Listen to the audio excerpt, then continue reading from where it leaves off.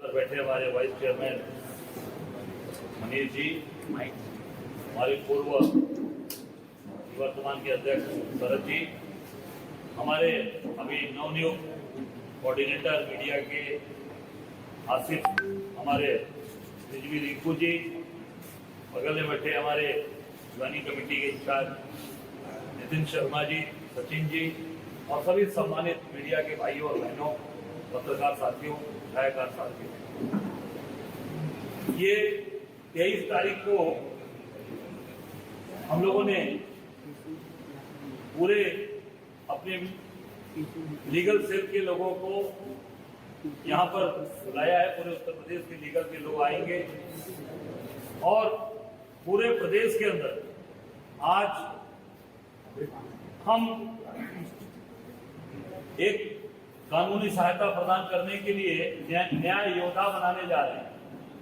जो पूरे प्रदेश में हमारे आप देख सकते हैं कार्यकर्ताओं पर फर्जी मुकदमे लगाए जा रहे हैं, लोगों को प्रताड़ित किया जा रहा है, फर्जी जेल भेजे जा रहे हैं हर जगह, क्योंकि जो भी इस समय आंदोलन कर रहा है, चाहे वो हमारे कार्यकर्ता, पत्रकार साथी कुछ भी लिख रहे हैं, उनको जेल भेज दिया जा रहा है, उनको फर्जी मुकदमे लगाए जा रहे हैं।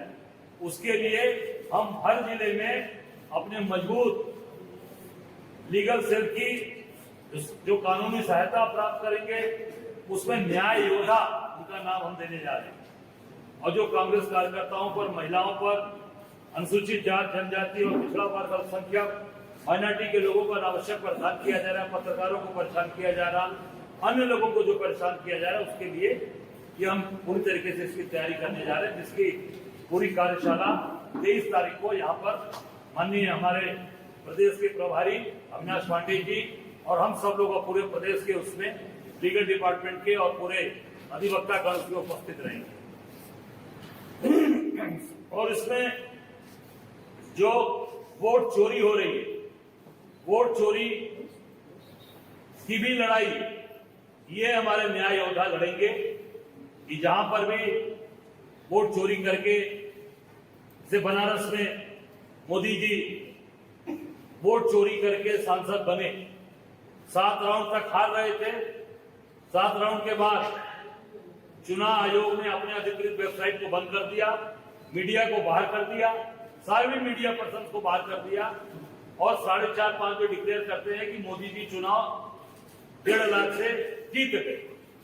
543 सीट पर चुनाव होते हैं देश में, 542 का अपडेट आ रहा था हर राउंड का।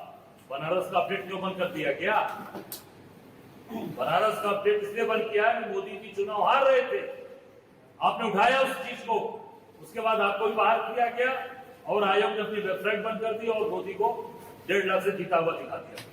यह सारी लड़ाइयों को लड़ने के लिए हम अपनी लीगल सेल को मजबूत कर रहे हैं, न्याय योद्धा बना रहे हैं, जिससे पूरे प्रदेश में हर जगह, हर जहां भी जो पीड़ित होगा इस सरकार के, उसके साथ हमारे न्याय योद्धा उसको खड़े मिलेंगे। जहां पर भी वोटर लिस्ट में गड़बड़ियां हैं, जहां पर भी कमियां हैं, उसका पूरी तरीके से पर्दाफाश करेंगे। जहां पर वोट काटे गए हैं उनको जुड़वाने के लिए और जहां काटने की तैयारी है वहां पर भी उनको न्याय दिलाने के लिए ये न्याय योद्धा हमारे लिए वहां खड़े रहेंगे। और जो हमारे कोऑर्डिनेटर हैं, हमारे जो लीगल सेल के चेयरमैन है, ये लोग मिलकर उस पर पूरा काम करेंगे और हर जगह ये हमारे सहयोगी के तौर पर लगातार हर जिले में जाकर लोगों को न्याय दिलाने के लिए काम करेंगे। अभी आप देख सकते हैं एक आगरा में एक इश्यू है जहां पर हमारे शहर अध्यक्ष, हमारे कांग्रेस पार्टी के लोगों ने जो पैतृक आवास है चुनाव आयुक्त का, ज्ञानेश कुमार का, वहां प्रोटेस्ट किया हमारे कार्यकर्ताओं ने और उनके ऊपर फर्जी मुकदमे लिख दिए गए। प्रोटेस्ट किया कि वोट चोर, आगरा छोड़, आगरा की इशू उठाया उन्होंने कि आगरा के अंदर वोट चोर नहीं रहना चाहिए और वहां पर भी पूरी तरीके से इन्होंने आगरा पूरे प्रशासन के द्वारा वहां पर उस हमारे महानगर अध्यक्ष अमित सिंह के खिलाफ और पूरी टीम के खिलाफ मुकदमा लिखा गया। वहां पर भी हमारा लीगल सेल, अभी नितिन मिश्रा जी भी आए, सभी पूरी हमारी टीम उनके लिए भी काम करेगी, चाहे वो लोकल न्यायपालिका में होगा, हाईकोर्ट होगा, माननीय सर्वोच्च न्यायालय में, हमारी लीगल टीम हर जगह जाकर काम करेगी। और कहीं भी किसी के साथ अत्याचार अन्याय होगा, हमारी ये पूरे न्याय योद्धा मिलकर काम करेंगे और पूरी ताकत के साथ उनके साथ कंधे से कंधा मिलाकर करेंगे। मैं अपने लीगल के चेयरमैन अभी आए हैं नितिन मिश्रा जी, मैं चाहूंगा कि जो आगे की जो कुछ अभी तैयारी आपने की है उसके बारे में आप अवगत कराएं। फिर उसके बाद आसिफ रिजवी रिंकू जी जो मैं कोऑर्डिनेटर है वो, अच्छा आसिफ रिजवी जी अपनी जो तैयारी करके लेकर आए हैं वो बता देंगे, और बाद में हमारे नितिन मिश्रा जी उस पर अपना प्रकाश डालेंगे और आपको अपनी बात को रखेंगे। इस प्रेस कॉन्फ्रेंस में आए सभी बंधुओं को मैं नमस्कार। पूरे उत्तर प्रदेश में अधिवक्ताओं के साथ भी आए दिन बहुत अन्याय हो रहा है। कुछ अधिवक्ताओं की मांगे हैं जिनको लेकर भी हम संघर्ष करेंगे, जिसमें अधिवक्ता प्रोटेक्शन एक्ट हमारी पहली मांग है। जहां जहां कांग्रेस की सरकारें रही हैं हमने इस एक्ट को लागू किया। मध्य प्रदेश में जब हमारी सरकार थी तो हमने उसको लागू किया, लेकिन उत्तर प्रदेश लगातार अधिवक्ता इसके ऊपर जो है संघर्ष कर रहे हैं, लेकिन अभी तक सरकार के कान में जू नहीं रहेगी। ये हमारी मांग है, जिसको लेकर हमारा जो संगठन है कार्य करेगा। उत्तर प्रदेश की कचहरियों में जहां अधिवक्ता साथी जब आपकी बात रखने के लिए जाता है तो वहाँ बैठने के लिए कुर्सियां तक नहीं, वो लड़ाई लड़ने जाता है, आपकी बात सुनने जाता है, कम से कम उसके बैठने की व्यवस्था होनी चाहिए। ये हमारा मुद्दा है, छोटे मुद्दे जिसको लेकर हम लगातार सरकार के साथ वार्ता करेंगे। उत्तर प्रदेश के अधिवक्ताओं में जो जूनियर अधिवक्ता हैं तो शुरू में वकालत करने के लिए आते हैं तो उनको स्टाइपेंड मिलना चाहिए। उत्तर प्रदेश योगी सरकार ने सरकार बनते ही सबसे पहले घोषणा करी थी कि ये हम देंगे, लेकिन जिस तरह से वो हर बार झूठी घोषणा करते हैं और झूठ बोलते हैं, ये झूठ भी उन्होंने बोला। इसके लिए भी हम अधिवक्ताओं की इस मांग को लेकर भी हम संघर्ष करेंगे।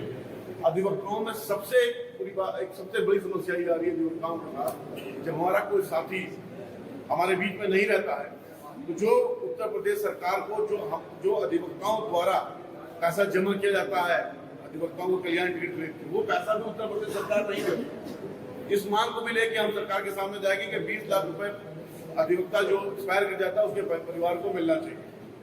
उसके बाद जब से ये योगी सरकार आई है लगभग 1719 फर्जी आपराधिक मुकदमे कांग्रेस के कार्यकर्ताओं के खिलाफ पूरे उत्तर प्रदेश में दर्ज करे गए। इस प्रत्येक मुकदमों के ऊपर कांग्रेस के जो न्याय योद्धा होंगे वो हर जगह हर कलेक्ट्रेट में उत्तर प्रदेश के हर जिले में हम कांग्रेस कार्यकर्ता की लड़ाई लड़ेंगे। और कांग्रेस कार्यकर्ता की लड़ाई लड़ने के साथ साथ वो लोग जो सामाजिक कार्यकर्ता हैं, जो पत्रकार बंधु हैं, जो सरकार की गलत चीजों को जब पब्लिक के सामने लाते हैं तो प्रशासन के लोगों को दबाने के लिए सरकार के इशारे पर फर्जी मुकदमे दर्ज करते हैं। इसकी सबसे बड़ी मिसाल है जसवाल जी, जिन्होंने नमक से चावल खाने वाली न्यूज चलाई थी, उसके बाद उनके खिलाफ आपराधिक मुकदमे दर्ज करे गए और जेल में रहते ही उन्होंने जो है अपनी अंतिम सांस ली। और ऐसे लोगों की लड़ाई लड़ने के लिए उत्तर प्रदेश के अध्यक्ष आदरणीय अजय राय जी के निर्देश पर उत्तर प्रदेश के प्रत्येक जिले में हमारी कमेटी रहेगी, जिसको न्याय योद्धा कहेंगे, और वो उसका हम सारे मुकदमों को देखेंगे और लड़ेंगे।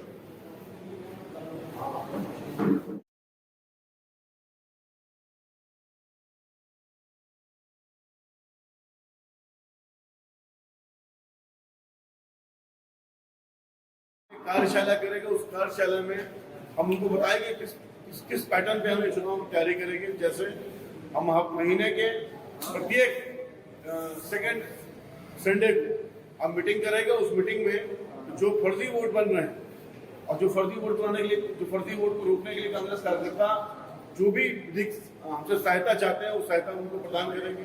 अभी एमएलसी के इलेक्शन की जो वोटर लिस्ट बनना चालू हो गई है स्नातक वाली, उसके लिए भी हम प्रत्येक जो लास्ट संडे होगा हमारा उसके लिए बैठक करेंगे। और उसमें जो कांग्रेस के कार्यकर्ता हमारे सामने बात रखेगी कि साहब हमें ये एप्लीकेशन देनी है या हमें इस जगह पर कैसे एप्लीकेशन दी जाए, उसके लिए जो भी कांग्रेस सपोर्ट है वो हम करेंगे। जी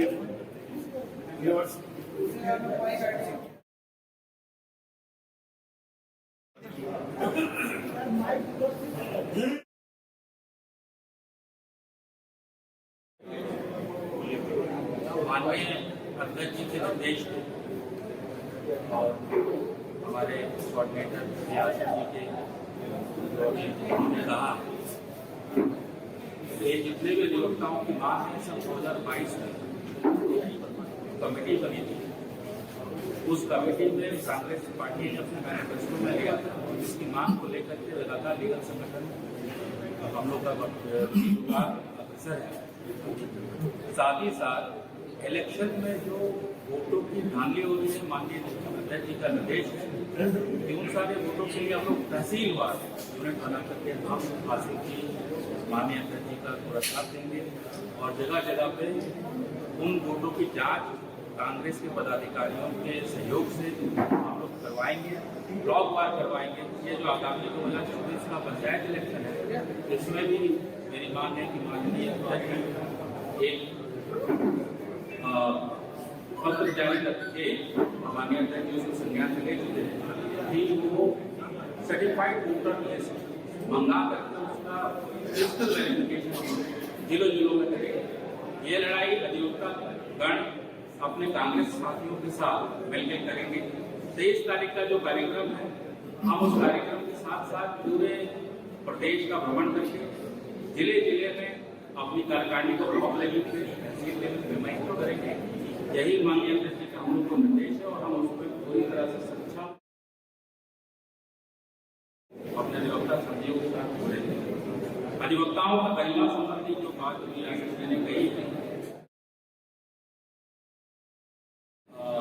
मैनिफेस्टो में जगह दिया, लगातार जिस दिन भी सरकार आएगी मुझे पूरा मैं आश्वस्त हूँ कि उस दिन अधिवक्ताओं के जो कल्याणकारी जितने भी कानून हैं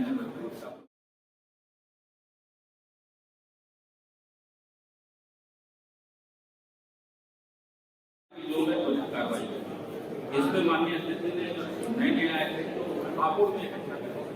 माननीय अध्यक्ष जी ने हम लोग को निर्देश दिया था कि आप लोग हापुड़ जाइए। हम लोगों ने हापुड़ की लड़ाई को अधिवक्ता प्रोटेक्शन एक्ट में कन्वर्ट किया और हापुड़ के जो पूरी अधिवक्ताओं के नामबंद पूरी आंदोलन उत्तर प्रदेश का भी हुआ, लेकिन राजनीति के कारण और हमारे अधिवक्ता साथियों में जो थोड़ा सा भाजपा साइड से भी उन लोग के कारण ये आंदोलन उनके आश्वासन का रोका गया। आज तक इस चीज को भी कोई इतने कानून पास हो गए, लेकिन अभी तक व्यवस्था प्रोटेक्शन एक्ट आया नहीं। हम लोग माननीय अध्यक्ष जी का पूरा सहयोग है और हम लोग माननीय अध्यक्ष जी की अगुवाई इन सारे कार्यक्रमों को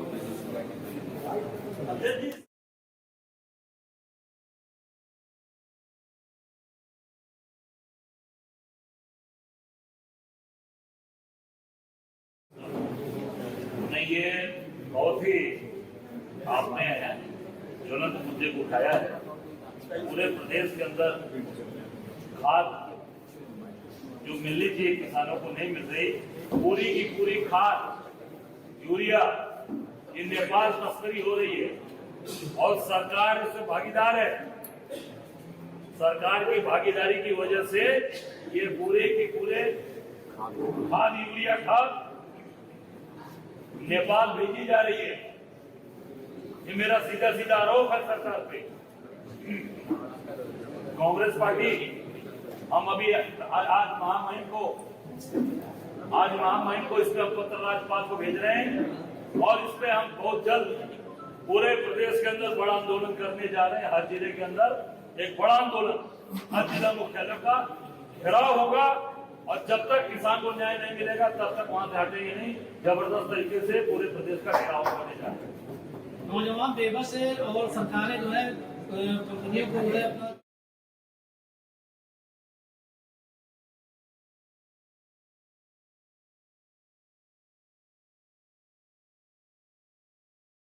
वाजिब सवाल किया। ये जो सरकार नई नीति लेकर आई है, नई जो कानून बनाए इन्होंने, अब पहले सरकारी नौकरी जो थी तो उसके साथ एक एग्रीमेंट के साथ होता था कि भाई वो एग्रीमेंट पे रहेंगे अब क्या हो गया, अब वो खत्म हो गया। अब एक नया कानून लेकर आए हैं ये, जो 8 घंटे काम करता था व्यक्ति, अब वो 12 घंटे करेगा। चेंज कर दिया श्रम विभाग ने, भारत सरकार ने। अब आउटसोर्सिंग होगी, आउटसोर्सिंग। आज रहोगे, कल अब उस पद में रहोगे कि नहीं रहोगे, ये ईश्वर जानते हैं। अब टोटल गुजरात की कंपनियों को सारा काम दिया जा रहा है। सारा काम गुजरात की कंपनियां कर रही हैं। जितने भी काम हैं, चाहे बनारस में बाबा विश्वनाथ के कॉरिडोर का काम हो, चाहे राम मंदिर का काम हो, चाहे सड़कों का काम हो, चाहे नल घर घर नल जल योजना, सबसे बड़ा भ्रष्टाचार, सारे बड़ी कंपनियां लेती हैं और यहाँ पर लोकल ठेकेदारों को पेटी कॉन्ट्रैक्टर के रूप में उनको काम दे दिया जाता है और उनका शोषण हो रहा है। वो बड़ी कंपनियां उनका पेमेंट भी नहीं करती, 6-6 महीना 8-8 महीना पैसा बेचारों का फंस जाता है, प्रताड़ित हो रहे हैं और वो उनको पेटी कॉन्ट्रैक्टर के रूप में काम कराते हैं। सारी गुजरात की कंपनियां, मैं उदाहरण के तौर पे बनारस में टेंट सिटी लगवाया था मोदी जी ने, गंगा जी के उस पार। वो टेंट सिटी लगाने वाली कंपनी कहां की थी? गुजरात अहमदाबाद की, और उसपे बिना एनजीटी की परमिशन से लगाया गया और सारा मल जल टेंट सिटी में रुकने वाले जितने भी उसमें यात्री आए थे, उनका सारा मल जल गंगा जी के अंदर डाला गया और सरकार ने झूठ बोला एनजीटी से। एनजीटी ने उस कंपनी पर जुर्माना लगाया और अभी तक वो जुर्माना गुजरात की कंपनियों से उत्तर प्रदेश की सरकार वसूल नहीं कर पाई है। क्यों? क्योंकि भाई सैया भाई कोतवाल को डर काहे का? जब सैया कोतवाल है तो डर काहे का? मोदी जी जब प्रधानमंत्री हैं, सांसद हैं हमारे, तो फिर गुजरात के व्यापारियों को डरने की जरूरत नहीं है। मौत से लूटो और मजा लो। अजय राय जी, एक सवाल का जवाब दिए।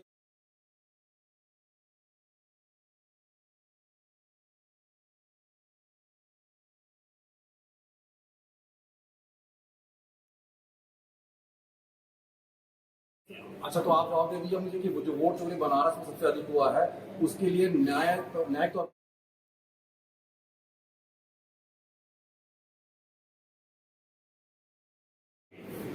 वोट चोरी मैं आपको बता दूं कि जब सरकार में शामिल लोग, और मेरा सीधा सीधा आरोप है, सभी लोग ध्यान दे लें कि हमारे यहाँ उस समय तत्कालीन कमिश्नर हुआ करते थे कौशल राज शर्मा। मैं सीधे कह रहा हूं, कौशल राज शर्मा मेरे यहाँ डीएम थे। डीएम के बाद वहीं पर कमिश्नर बनाए गए और मोदी जी को जब चुनाव जिता लिया, उसके बाद उनको जल आयोग दिल्ली का भारत सरकार ने सीईओ बना के बैठा दिया। दिल्ली के अंदर बैठे हैं। ये मोदी जी ने उनको इनाम दिया, चुनाव जीतने का इनाम दिया है पूरी तरीके से, क्योंकि 1 बजे तक मोदी हार रहे थे और पूरे तरीके से जिन लोगों ने बैठकर चुनाव आयोग ने बंद किया अपनी वेबसाइट और बंद करके मोदी को चुनाव जिताया। कोई अपडेट नहीं आया। कोई मीडिया को अपडेट हो तो बता दें। 1 बजे के बाद कोई भी अपडेट आपके पास हो, मीडिया को निकाला गया, अपडेट बंद किया गया और 4.5-5 डिक्लेयर किया कि मोदी जी 1,52,000 वोट से जीत गए। उसमें मैं बता रहा हूं कि जो डीएम हमारा कमिश्नर हुआ कौशल शर्मा, पूरी तरीके से उनको पारितोषिक इनाम मोदी जी ने दिल्ली में सीईओ बैठा बनाकर जलायोग कर दिया। अजय राय जी,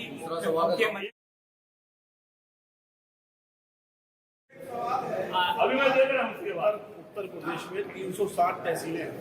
प्रत्येक तहसील के अंदर हमारा न्याय योद्धा रहेगा और महीने के पहले सैटरडे को कांग्रेस कार्यकर्ताओं से बैठक करके वो जो भी लीगल हेल्प चाहिए उनको देंगे। यहाँ पर 500 लोग अधिवक्ता चलित हैं जो यहाँ पर आएंगे, जिनको हम आगे कर कार्यशाला में ये वो बताएंगे किस तरह से उनको आगे लीगल लड़ाई को हमारे कांग्रेस कार्यकर्ताओं की मदद करने में।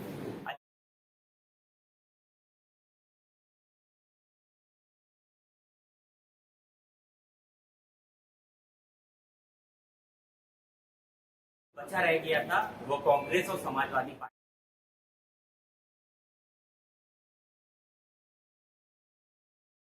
पार्टी अब देश को संघियों ने लूट रहे हैं, संघी लूट रहे हैं, संघ वाले लूट रहे हैं पूरे देश को। और योगी जी झूठ बोल रहे हैं सरासर। अरे 89 के बाद से तो कांग्रेस सत्ता में ही नहीं है। 89 के बाद हम सत्ता में कहां हैं? और भाजपा के कई बार सरकार बनी, कल्याण सिंह जी बने, राम प्रकाश गुप्ता जी बने, राजनाथ सिंह जी बने, इसका मतलब ये, और अभी योगी जी बने हुए हैं, लगातार लूट रहे हैं। सारा का लूट का माल कहां जा रहा है? सब गुजरात जा रहा है। सारा का सारा माल लूट करके ले जा रहे हैं और आज संघ वाले लूट रहे हैं। हम तो शासन सत्ता में ही नहीं है। हमने दिया उत्तर प्रदेश को, चीनी मिलें किसने लगवाई, कताई मिलें किसने लगवाई, बनारस को साड़ी का हब किसने बनवाया, भदोही को कालीन नगरी किसने बनाया? ये बेच रहे हैं। वहां काली नगरी की भी कताई कारखाने को बेच दिया, जो रंगाई वाली फैक्ट्री थी उसको भी बेच दिया, सारे के सारे गन्ना मिल बेच दिया। इन्हीं के सहयोगी मायावती जी ने लगभग सारी गन्ना मिलें बेच डाली और भाजपा के सहयोग से बेची। भाजपा के सहयोगी थी मायावती जी। पूरी तरीके से मिलकर इन लोगों ने पूरे उत्तर प्रदेश को लूटा और अब गुजरात के लोग दोनों वहां से लूटकर यहां से सारा माल उत्तर प्रदेश का ले जा रहे हैं। धन्यवाद।